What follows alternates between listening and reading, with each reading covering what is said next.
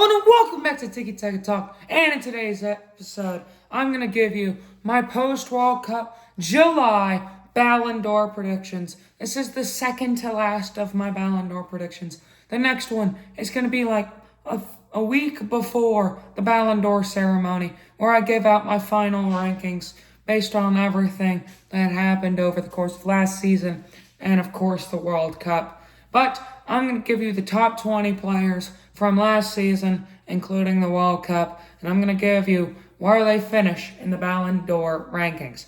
Starting off 20th place, Nuno Mendes. Didn't have the best World Cups with Portugal. He was just fine, but he was great for PSG. Best left back in the world, with no doubt in my mind. Nuno Mendes gets at left back. 19th place, Bruno Fernandes. He broke the assist record in the Premier League, even though he had a horrific World Cup where they were one of the most underwhelming midfields of all time. But Bruno Fernandes still deserves to be on this list. 18th place, Kvaratskhelia. He is one of the few people on this list that didn't even make it to the World Cup. But just because he had such a great season last year with PSG, he has to get into the top 20.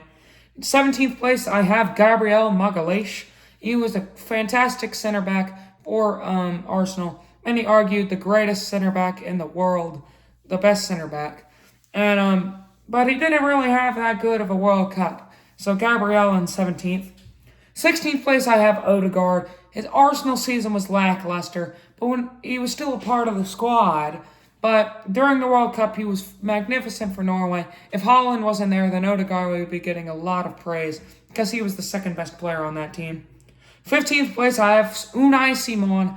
Many are criticizing him because he gets all this fame, even though he faced 9 shots over the course of the tournament. But he was great for Bilbao during the normal season. As always, he's consistent. And then he won Golden Glove, so 15th place, which is the highest I have as a goalkeeper. 14th place, I have William Saliba. Saliba was great last season for Arsenal, and I put him above Gabriel because he had a better tournament for France than Gabriel had for Brazil. 13th place, I have Elliot Anderson. He was a star breakout for Nottingham Forest last year, broke out even more than Morgan Gibbs-White, and got his humongous move to Manchester City. But also during the World Cup, many argued that he was in the team of the tournament because he was absolutely brilliant. 12th place, I have Desiree Doué.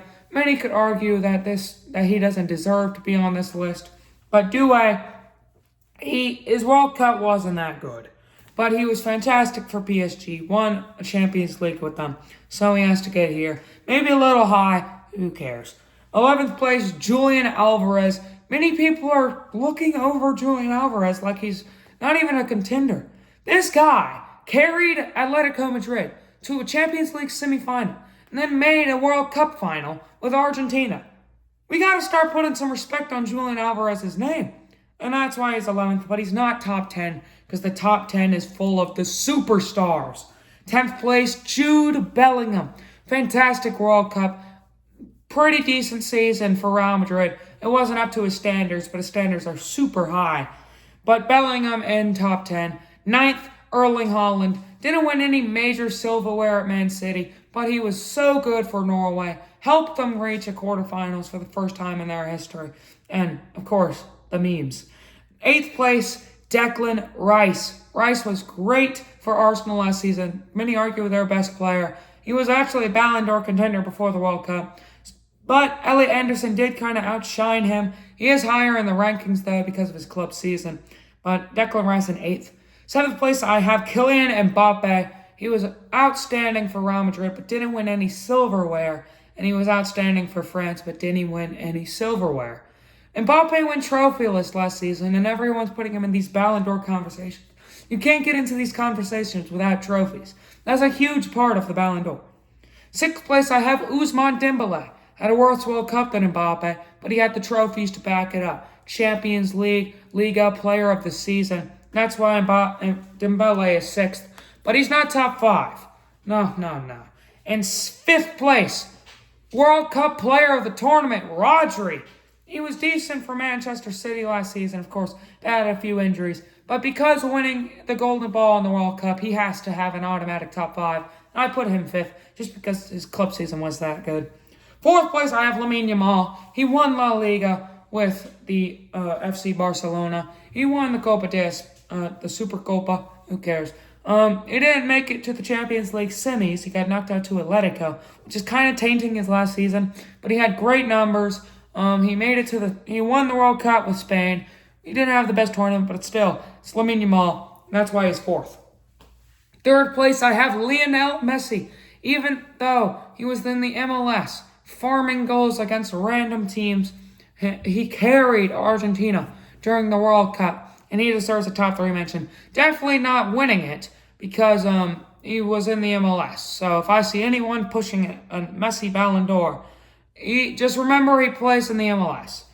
Second, I have my boy Harry Kane. Harry Kane was remarkable for Bayern. World Cup knockouts, he kind of ghosted. Still scored a few goals, but during those group stage matches, he was great. So Harry Kane in second. But because he didn't win the World Cup as good as he wanted, I'm going to give it to my other FC Bayern Don. Michael Olise is in first. I don't care if he didn't score a single goal at the World Cup. Broke Pele's assist record. He had 7 assists at the World Cup. Was Bundesliga player of the season. Bayern's basically best player, you could argue, over Harry Kane. He was the second best player, I believe, in my eyes, in that France top 4, even above Dembele.